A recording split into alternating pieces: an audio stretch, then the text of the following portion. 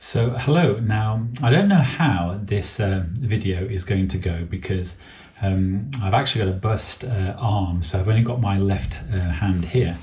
But for a little while I've wanted to make a video talking about the G-Shock's Full Metal Square 35th anniversary models compared to the 40th anniversary models.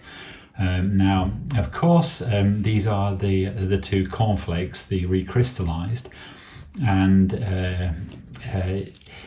I've got to the crystallize effect. The process on the case and bracelet is something that I do like now, and even the color difference between the bracelet and case is something that I now like. I'm not really sure why, but I do. And even the negative display on this silver model is, has got me liking it. But that might be because it matches black t-shirts and black jeans.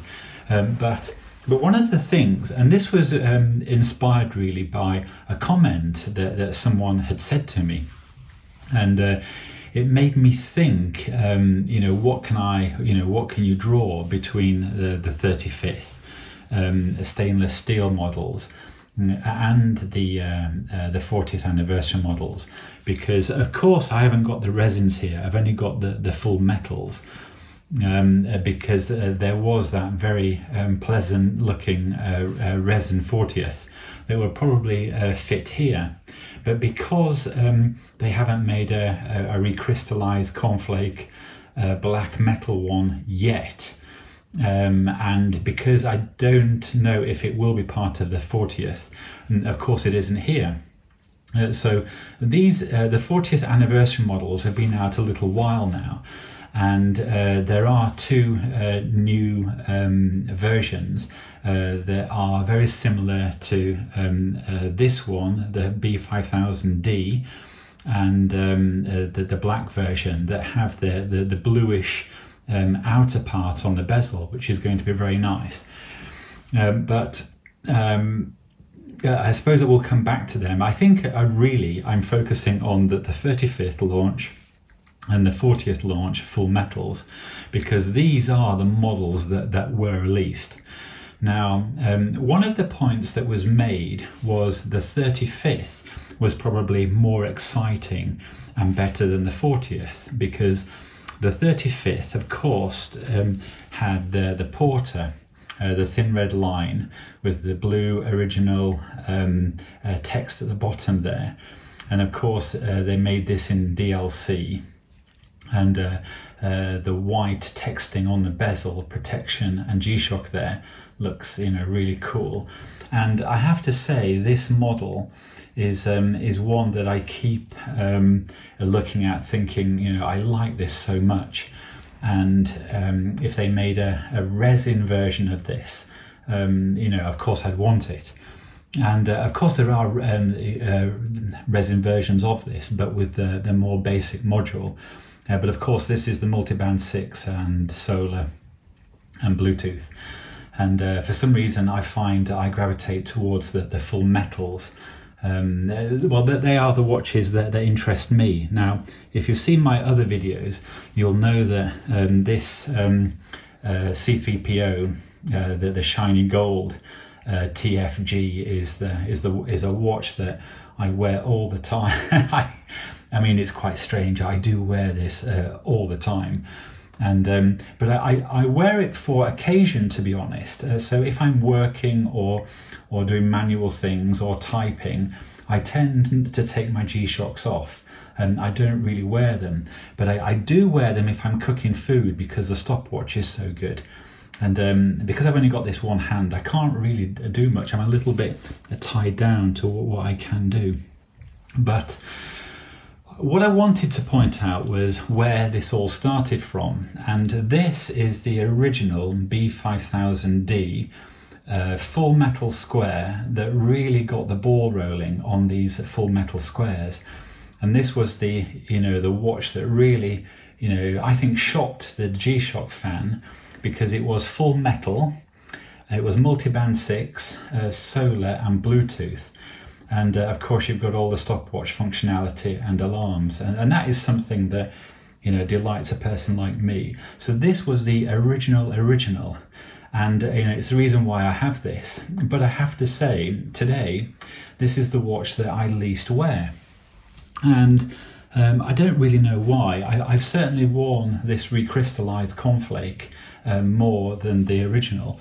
But I have it here because it really is part of the collection. And, I never really thought I was a collector, but I suppose the fact that I have this and I don't really wear it, but I have it because it was the original full metal square, I suppose that makes me a collector. And today, I look at these 5 watches, these 3 being the first 35th release, and silver, gold, and black with original colours and thin red line. And then we have the 40th anniversary, really offering this recrystallized cornflake effect.